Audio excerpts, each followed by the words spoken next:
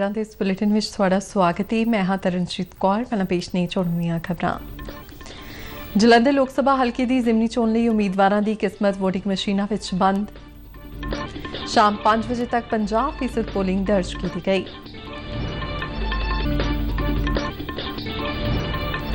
पंजाब के मुख्य चोण अधिकारी सिबन सी ने जिमनी चोण में लोगों वालों अपने जमहूरी हक की वरतों लई उन्हां दा धन्नवाद किया।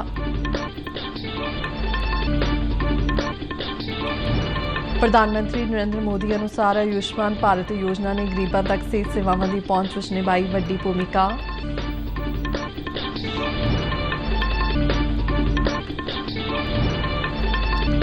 सेहत मंत्रालय ने मैडिकल पेशेवरों की सिखलाई और सिक्ख्या लई सक्षम पोर्टल किया शुरू।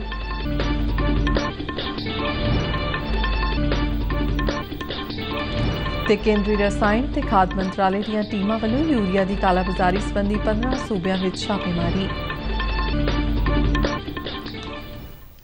ਤੇ ਹੁਣ ਖਬਰਾਂ ਵਿਸਥਾਰ ਨਾਲ। जलंधर लोक सभा हल्के की जिमनी चोण लई 19 उम्मीदवारों की किस्मत वोटरों ने इलैक्ट्रॉनिक वोटिंग मशीनों में बंद कर दी है। भारतीय जनता पार्टी के इंदर इकबाल सिंह अटवाल, आम आदमी पार्टी के सुशील कुमार रिंकू, कांग्रेस पार्टी के करमजीत कौर चौधरी, श्रोमणी अकाली दल ते बहुजन समाज पार्टी गढ़चोड़ के डॉक्टर सुखविंदर सुक्खी और श्रोमणी अकाली दल अमृतसर के गुरजन सिंह कट्टू इन्हां उम्मीदवारों में शामिल ने। चोणां के नतीजे 13 मई को वोटां की गिणती मगरों ऐलाने जाणगे।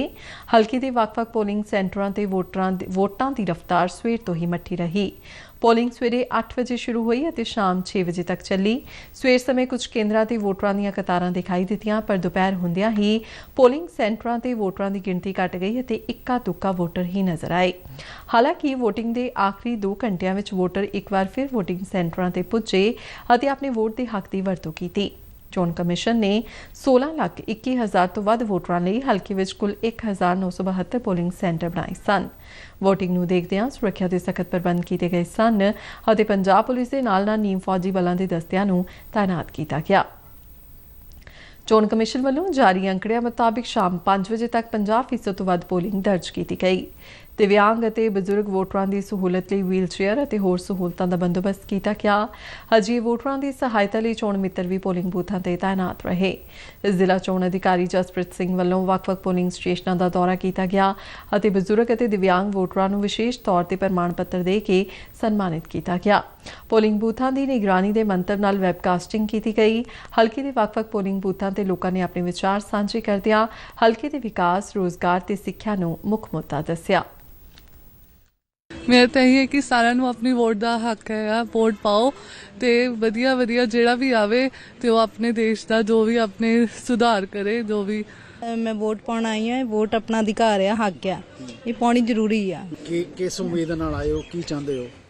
यही चाहते हैं कि भारत इत्थे पंजाब विच सब तो मतलब कि वधिया बच्चों की एजुकेशन, बजुर्गों लई हर एक लई मतलब कि वधिया होनी चाहिए, अवेलेबल होनी सहूलतां चाहिए है ना। कि असीं कोई इहो जिहा कैंਡੀਡੇਟ चुनना चाहुंदे हां जिहड़ा साडे मतलब मुल्क दा, साडे देश दा, साडे पंजाब दा वधिया काम करे। सानू ये वोट का अधिकार मिलिया होया आ, असीं सारे वोट नूं पाण आए होए आ। असीं कहने आ सरकार बने, अच्छी बने और सारिਆਂ ਦੇ ਕੰਮਕਾਰ ਵਧੀਆ ਹੋਣੇ ਚਾਹੀਦੇ ਆ। वोट ही हर एक नूं पाउणी चाहीदी आ ਤੇ ਪਾਰਟੀ ਜਿਹੜੀ ਮਰਜ਼ੀ ਆਵੇ ਪਿੰਡ ਦੇ ਵਿੱਚ ਏਕਾ ਹੋਣਾ ਚਾਹੀਦਾ ਆ।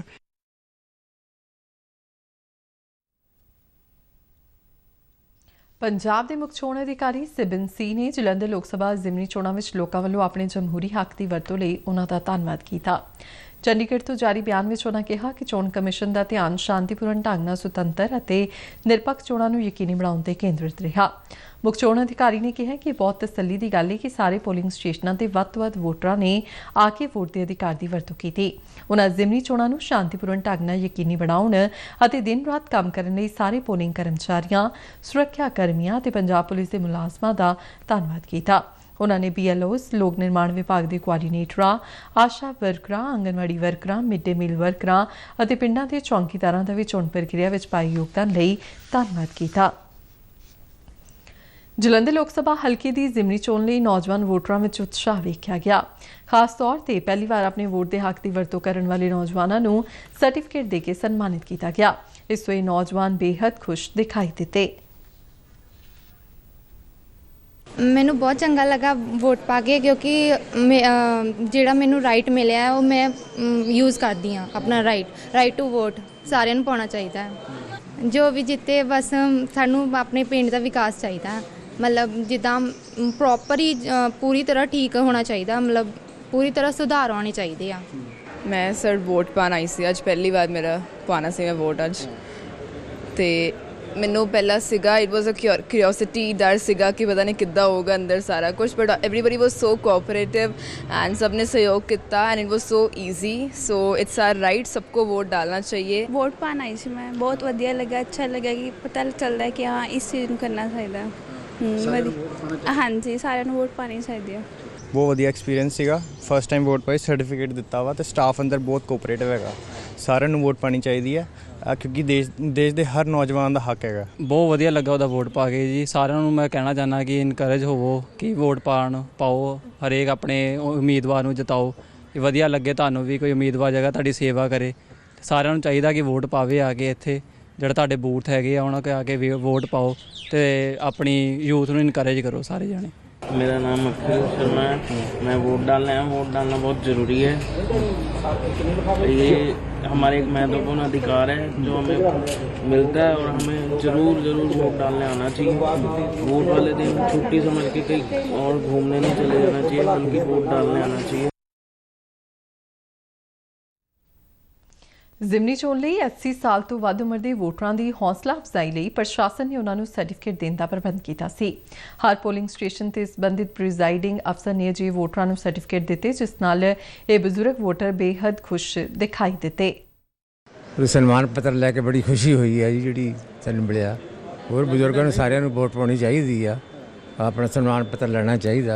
ਹਾਂ, ਇਹ ਬਹੁਤ ਵਧੀਆ ਜੀ, ਬਿਲਕੁਲ ਸਰਕਾਰ ਦੀ। ਉਮੀਦ ਕਰਨੇ ਵੀ ਬੱਚਿਆਂ ਨੂੰ ਨੌਕਰੀਆਂ ਦੇਣ, ਬੱਚਿਆਂ ਨੂੰ ਰੁਜ਼ਗਾਰ ਦੇਣ। ਮੈਨੂੰ ਬਹੁਤ ਵਧੀਆ ਲੱਗਾ ਵੋਟ ਪਾ ਕੇ।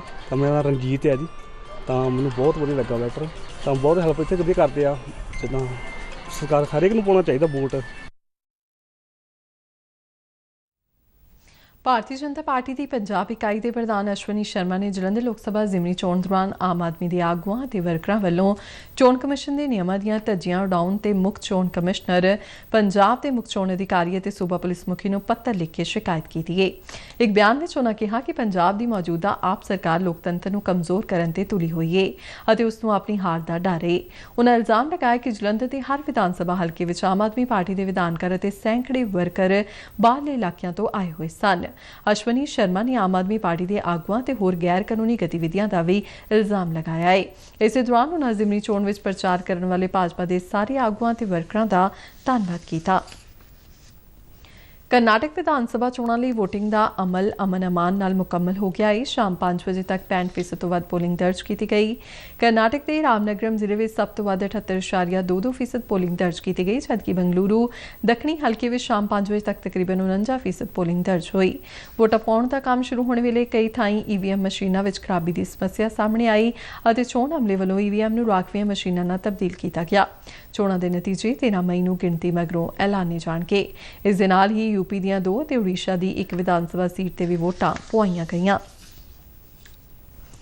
ਪ੍ਰਧਾਨ ਮੰਤਰੀ ਨਰਿੰਦਰ ਮੋਦੀ ਨੇ ਕਿਹਾ ਕਿ ਆਯੁਸ਼ਮਾਨ ਭਾਰਤ ਯੋਜਨਾ ਨੇ ਗਰੀਬਾਂ ਤੱਕ ਸਿਹਤ ਸੰਭਾਲ ਸੇਵਾਵਾਂ ਦੀ ਪਹੁੰਚ ਵਿੱਚ ਵੱਡੀ ਭੂਮਿਕਾ ਨਿਭਾਈ ਹੈ। ਰਾਜਸਥਾਨ ਦੇ ਆਬੂ ਰੋਡ ਸਥਿਤ ਬ੍ਰਹਮ ਕੁਮਾਰੀ ਆਸ਼ਰਮ ਦੇ ਸ਼ਾਂਤੀਵਨ ਕੰਪਲੈਕਸ ਵਿੱਚ ਸਮਾਗਮ ਨੂੰ ਸੰਬੋਧਨ ਕਰਦਿਆਂ ਪ੍ਰਧਾਨ ਮੰਤਰੀ ਨੇ ਕਿਹਾ ਕਿ ਇਸ ਯੋਜਨਾ ਨੇ ਸਰਕਾਰੀ ਹੀ ਨਹੀਂ ਬਲਕਿ ਪ੍ਰਾਈਵੇਟ ਹਸਪਤਾਲਾਂ ਦੇ ਦਰਵਾਜ਼ੇ ਵੀ ਗਰੀਬਾਂ ਦੇ ਲਈ ਖੋਲ੍ਹ ਦਿੱਤੇ ਨੇ। ਉਨ੍ਹਾਂ ਕਿਹਾ ਕਿ ਪਿਛਲੇ 9 ਸਾਲਾਂ ਵਿੱਚ ਪਹਿਲੀ ਵਾਰ ਦੇਸ਼ ਦੇ ਗਰੀਬ ਨੂੰ ਇਹ ਅਹਿਸਾਸ ਹੋਇਆ ਹੈ ਕਿ ਦੇਸ਼ ਦੇ ਹਸਪਤਾਲ ਉਸ ਲਈ ਵੀ ਆਸਾਨੀ ਨਾਲ ਉਪਲਬਧ ਨੇ। ਜਨ ਔਸ਼ਧੀ ਕੇਂਦਰਾਂ ਦਾ ਜ਼ਿਕਰ ਕਰਦਿਆਂ ਪ੍ਰਧਾਨ ਮੰਤਰੀ ਨੇ ਕਿਹਾ ਕਿ ਇਸ ਨਾਲ ਗਰੀਬ ਅਤੇ ਦਰਮਿਆਨੇ ਵਰਗ ਨੂੰ ਕਿਫਾਇਤੀ ਕੀਮਤਾਂ ਤੇ ਦਵਾਈਆਂ ਉਪਲਬਧ ਹੋ ਰਹੀਆਂ ਨੇ ਅਤੇ ਉਹਨਾਂ ਦੀ 20,000 ਕਰੋੜ ਰੁਪਏ ਦੀ ਬਚਤ ਹੋਈ ਹੈ। 4 करोड़ से ज्यादा गरीब उठा चुके हैं। अगर आयुष्मान भारत योजना न होती तो इसी इलाज के लिए उन्हें 80,000 करोड़ रुपए अपनी जेब से खर्च करने पड़ते हैं। इसी तरह जन औषधि केंद्रों पर मिल रही सस्ती दवाइयों की वजह से भी गरीब और मध्यम वर्ग के 20,000 करोड़ रुपए बचे हैं। और मैं हमारे ब्रह्म कुमारी संस्थान की जितनी इकाइयां देश के गांव-गांव में हैं, अगर आप लोगों को ये जानकारी दें कि सरकार की तरफ से ऐसे जन औषधि केंद्र चलते हैं।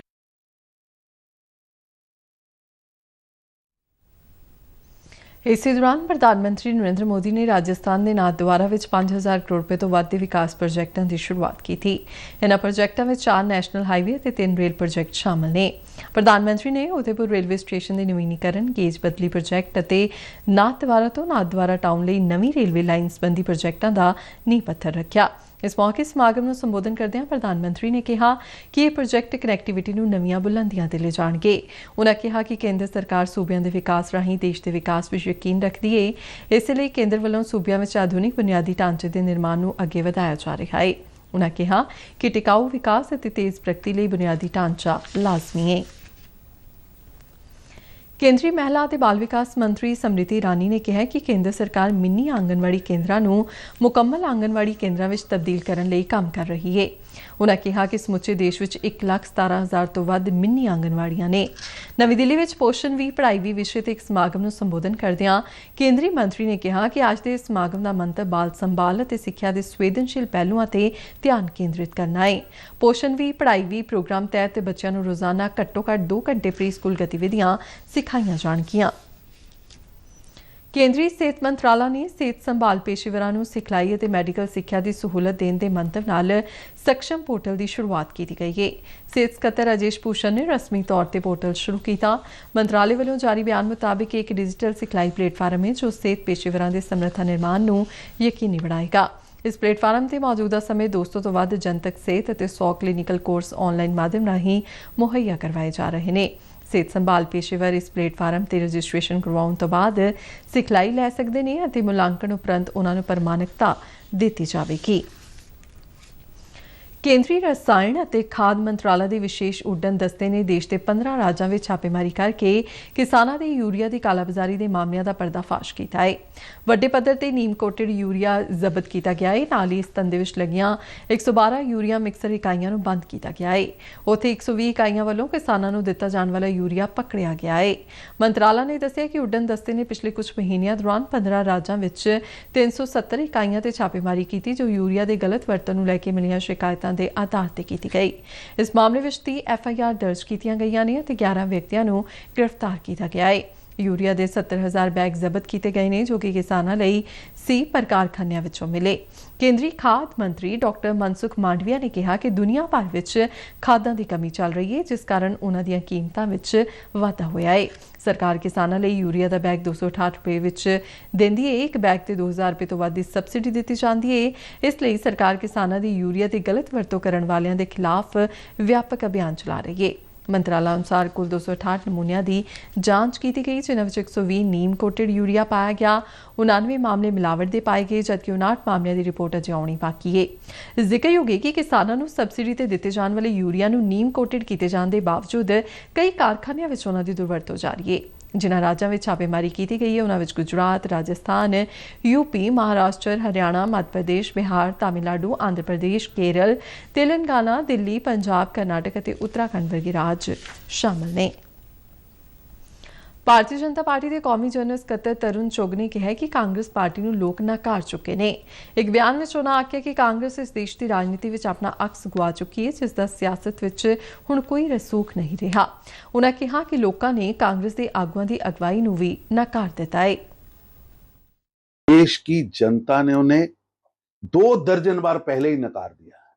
अब इसलिए अब कांग्रेस का और गांधी परिवार से जनता का मोह उठ चुका है।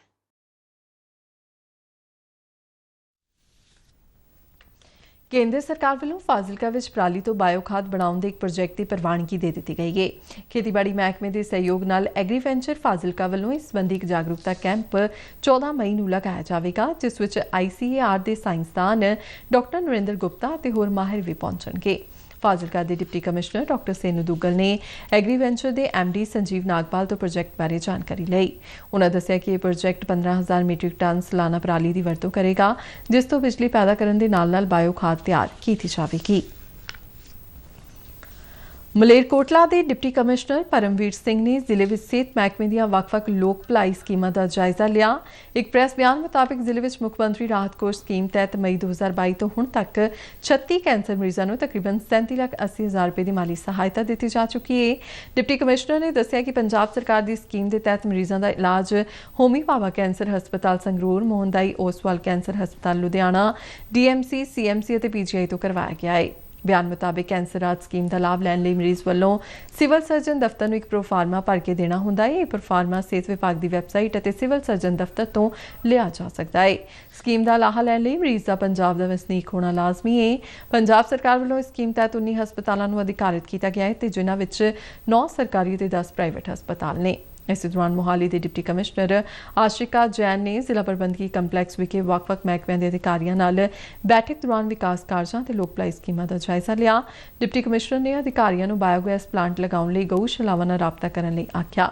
ਉਨ੍ਹਾਂ ਸਿੱਖਿਆ ਵਿਭਾਗ ਦੇ ਅਧਿਕਾਰੀਆਂ ਨੂੰ ਵੱਖ-ਵੱਖ ਸਕੂਲਾਂ ਵਿੱਚ ਚੱਲ ਰਹੇ ਵਿਕਾਸ ਕਾਰਜਾਂ ਨੂੰ ਸਮੇਂ ਸਿਰ ਪੂਰਾ ਕਰਨ ਦੀ ਹਦਾਇਤ ਕੀਤੀ ਅਤੇ ਨਾਲ ਹੀ ਸਕੂਲ ਆਫ ਐਮੀਨੈਂਸ ਦੀ ਪ੍ਰਗਤੀ ਅਤੇ ਮਿਡ ਡੇ ਮੀਲ ਦਾ ਜਾਇਜ਼ਾ ਲਿਆ। ਡਿਪਟੀ ਕਮਿਸ਼ਨਰ ਨੇ ਖੇਤੀਬਾੜੀ, ਜ਼ਿਲ੍ਹਾ ਰੋਜ਼ਗਾਰ ਅਤੇ ਕਾਰੋਬਾਰ ਬਿਊਰੋ ਅਤੇ ਸੈਨੀਟੇਸ਼ਨ ਵਿਭਾਗ ਦੇ ਅਧਿਕਾਰੀਆਂ ਕੋਲੋਂ ਵੱਖ-ਵੱਖ ਕੰਮਾਂ ਦੀ ਜਾਣਕਾਰੀ ਲਈ। ਤੇ ਇਸ ਦੇ ਨਾਲ ਹੀ ਖਬਰਾਂ ਦਾ ਬੁਲੇਟਿਨ ਖਤਮ ਹੁੰਦਾ ਹੈ। ਆਗਿਆ ਦਿਓ, ਨਮਸਕਾਰ।